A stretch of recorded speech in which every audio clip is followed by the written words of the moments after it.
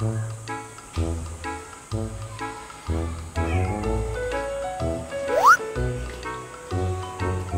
mamaya na ako kakain. Maaga pa naman.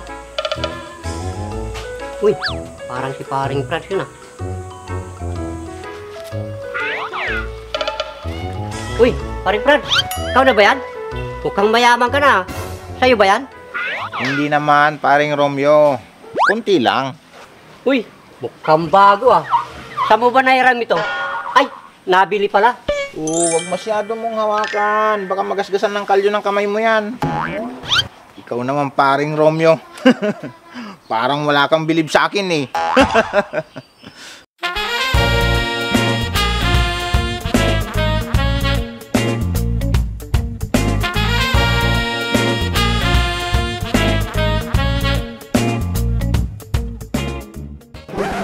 Paps, punta muna ako kila Emma. Uy, pare. Dumating na pala tong anak mong galing Canada. Guwapong-guwapo ah. Dati, ganito lang kaliit yan. Siguro, maraming pera tong batang to. Paps, sino tong bisita mo? Parang big time ah. Ay, siya ba? Siya si Franz. Dati kong kababata. Di ba, Franz? Magkababata ba sila ni Paps? Parang ang layo ng edad. Parang may something sa kanila. Di ba, Franz? Sabay pa nga tayong naliligo, di ba? Naitago mo pa ba yung langis na ginagamit ko sa akin? Ay naku, bitawan mo nga ako pare. Kinikilabutan ako sa sinasabi mo eh. Ito talagang papa mo, masyadong palabiro. Huwag kang maniwala sa kanya. Ikaw naman, di ka na mabiro. Pero hindi ko nakakalimutan yung mga araw na yun. Dapat yata, hindi na lang ako pumunta dito eh. Bakit? Anong kung gagawin mo kila Emma? Ayaw ka na kanyang sagutin, pupunta-punta ka pa? Si Paps naman, sasamahan ko lang siya. Wala daw siyang kasama sa bahay nila. Bakit? Saan daw pumunta yung mama niya? Nagbakasyon daw eh. Pumunta ng Japan, kasama ng mga kaibigan niya. Sige, sige. Mag-iingat ka dun ha. Huwag kang magtatagal. Si Paps. Parang kilala ko yung kasama ni Paps. Ay, oo nga, siya nga yun. Kuya, di ba ikaw yung sikat na vlogger? Sa may parisan? Sino nga ba yun? Si Maligno, di ba? Maligno? Ang alam ko, si Diwata yun ah. Loko to ah. Ginawa pa akong ingka na to. Ano bang pinagsasabi mo, anak? Na vlogger? Si Paps talaga. Palibasa kasi. Generation nyo, panahon pa ng hapon eh. Kuya, selfie nga tayo. Teka nga, hindi ako yun. Iba yung vlogger na yun. Hindi, ikaw yun eh. Si Maligno. Anak, tumigil ka nga. Nakakaya sa bisita natin. Pasensya ka na sa anak ko ha. Ayos lang yun pare. Teka nga, kailan pa nakauwi tong anak mo galing sa abroad? Yung nakaraang buwan pa. Sige Paps, mauna na ako.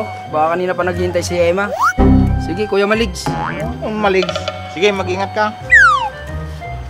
Ayos, parang maraming pera tong si paring Romeo. Ikaw pala pare, anong sadya mo dito? Galing kasi akong Maynila. Dumalaw lang ako kay nanay ko. Pare, parang bumabata ka ngayon ah. Weh! Ikaw naman pare, wag mo naman akong biruin ng ganyan. Tumigil ka nga pare. Hindi ka pa rin nagbabago. Teka nga, baka naman may nagpapabata na sa yung chicks. Wala nga pare. Meron, kaya lang, binastid ako.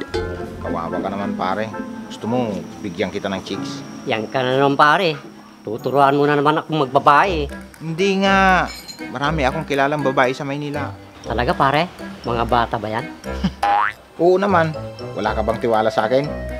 Look at my style. Oo naman. Alam ko naman na kilabot ka ng mga chicks. Teka lang, at ipapakita ko sa'yo. Ay, sayang. Wala pala akong load. Napakaganda pa naman at napakabata nun. Baka pwede, paludan mo muna ako. Pare naman. Kala ko ba naman, big time ka? Yung pala, wala kang load.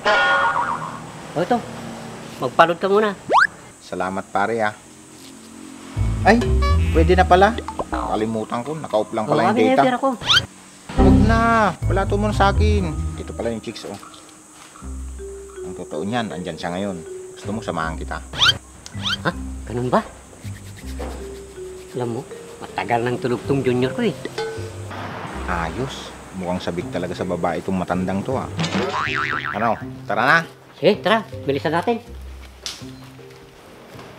Saglit lang pare ah. Sige pare.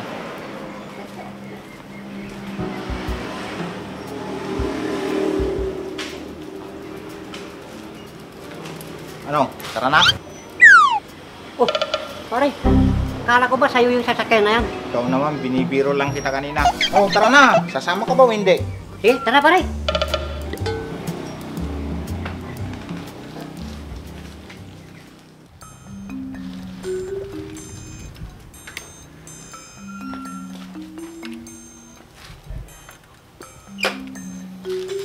Ikaw naman pare. Kala ko ba naman maganda yung chicks na papakilala mo sa akin? Pasensya ka na pare ha. Naunahan ka siguro ng iba. Amin na yung perang binigay ko sa'yo. Akala ko pa naman, maasahan ka. Yung pala, ginugulangan mo lang ako. Naku pare, pasensya ka na ha. Nagastos ko na kanina eh. Ano ba yan? Bayaran mo yun ha. Wag na. Binigay mo na yun, di ba? Tapos babawiin mo pa. Sige, ganito na lang. Total, wala ka namang naibigay na chick sa akin eh. Gusto mo, yung dating gawin. Ano ba yan? Ang kulit mo talagang matanda ka. Ayoko na maalala yun. Ang saya-saya nga natin nun eh. Hindi ko makalimutan yun. Eh, kinikilabutan ako pare. Babayaran ko na lang yung utang ko sa'yo. Sige, sa'yo na lang. Pero balik ka dito ha. Sige pare, aalis na ako. Baka kung saan pa mapunta tong usapan natin. Pare, ingat ka ha.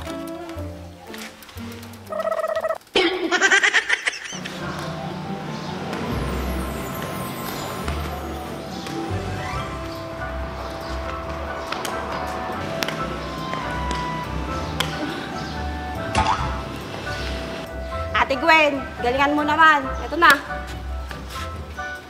Ayan na. Ate Ima, hindi ko na kaya. Pagod na ako. Kaya mo yan, Ate Gwen. Wala pa tayo sa kalahati. Kailangan natin mag-exercise para gumanda yung katawan natin at humelty pa. Sabi na nga eh, kaya walang tao sa kanila. Nandito pala sila.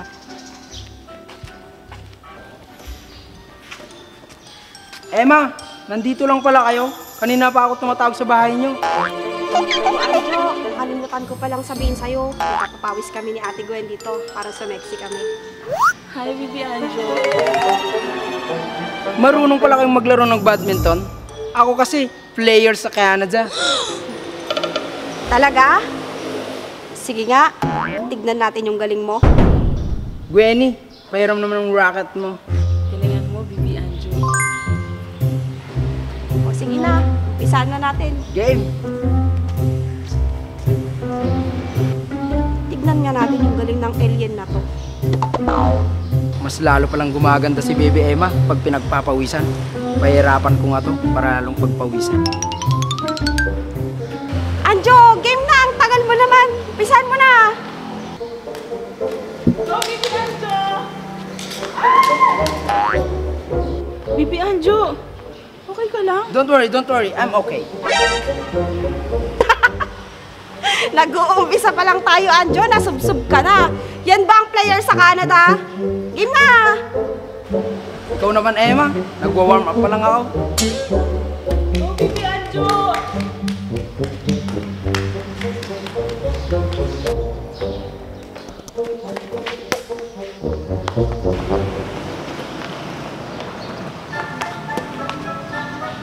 Ano ba naman tong si Anjo? Nasobrahan naman na ata sa galing.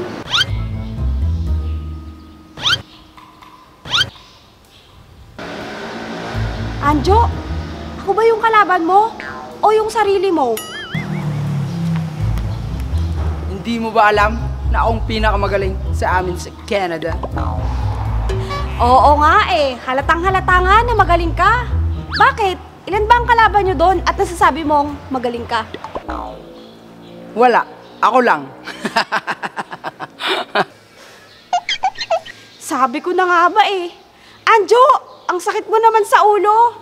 Ate Gwen, tayo na lang po yung maglaro. Sabi ko na nga ba eh, galing sa ibang planeta to. Sige po, Ate Ima. Akin na nga yan, Bibi Anjo. Watch and learn. O sige, kung sinong matatalo sa inyo, papalitan ko. Ate Gwen, galingan mo ha. Ayoko maging kalaro tong bukang alien na to.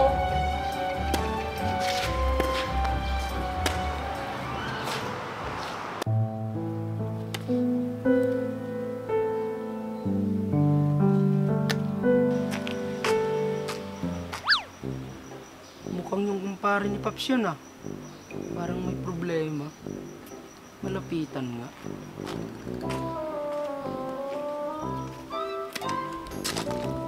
Kuya, may problema ka ba? Parang malungkot po kayo. Kanina kasi, humihiram ako kay Paps mo. Hindi ako binigyan. Kuya, tama na. Tahan na.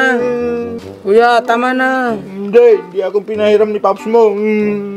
Tama na po. Tumingin po kayo sa akin. Parang malaki nga po ang problema nyo. Paano mo naman nasabi na malaki ang problema ko? Kasi, ganyan ang itsura nang nalugi ang negosyo. Siguro, nalugi yung parisan nyo, no? Sinabi na nga hindi ako yun. Ang kulit mo rin, no? At saka isa pa, wala ka nang magagawa sa mukha ko. Inborn na to. Alam mo, kuya, nakakaawa ka. Ano ba talaga kailangan mo kay Paps at nagkakaganyan ka? Yung Paps mo kasi, humihiram lang ako ng pera. Ayaw pa akong pahiramin. Tapos, may maitim pa siya ng balak sa akin. Ikaw, baka gusto mo akong pahiramin. Don't worry, I will pay you. Belyo? Parang ngayon ko lang narinig yun, ah. Sige, kuya, huwag kang mag-alala. Duman ka sa akin bukas sa bahay. Pahiraman kita ng pera. Talaga? Ang bait mo talaga. Ibang-iba ka sa Paps mo. Salamat talaga. Teka, kuya. Nahalog yung brainless ko. Ang cute mo talaga. Para kang tuta. Sige, bukas na bukas. Pupunta ako sa bahay nyo, ha? Sige, aalis na ako, ha? Naasahan ko yan bukas. Mukha ba akong tuta? Hindi ba niya naisip mukha siyang kabayo?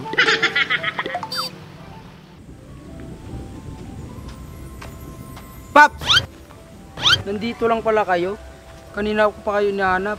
Ikaw talagang bata ka, puro ka kalukuhan. Akala nyo, nasa kabila ako, no? Teka, Paps. Parang malalim yung iniisip nyo. Problema ba kayo?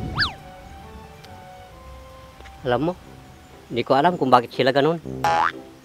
Di naman ako ganun. Bakit sila ganun? Ganun po ba? Bakit sila ganun? Dapat hindi ganun. Ewan ko ba? Kaya ikaw, huwag kang ganun. Alam mo, Paps, hindi ako magiging ganun. Kahit ganun sila. Kasi, ganun tayo. Tama ka anak. Ganun na ganun nga. Teka nga, Paps. Nagugulo na yung brainless ko. Ano ba yung ganun na sinasabi mo? Basta, yung ganun. Yung ganun. Kala ko ba naman, naiintindihan mo yung ganun? Ano ba naman yan, Paps? Nag-usap lang kayo kanina ni Kuya Franz. Ganyan ang laman ng utak nyo. Tara na nga, uwi na nga tayo. Hindi mo naiintindihan yung ganun na sinasabi ko. Puro naman kasi kayo ganun, Paps. Basta, ganun na.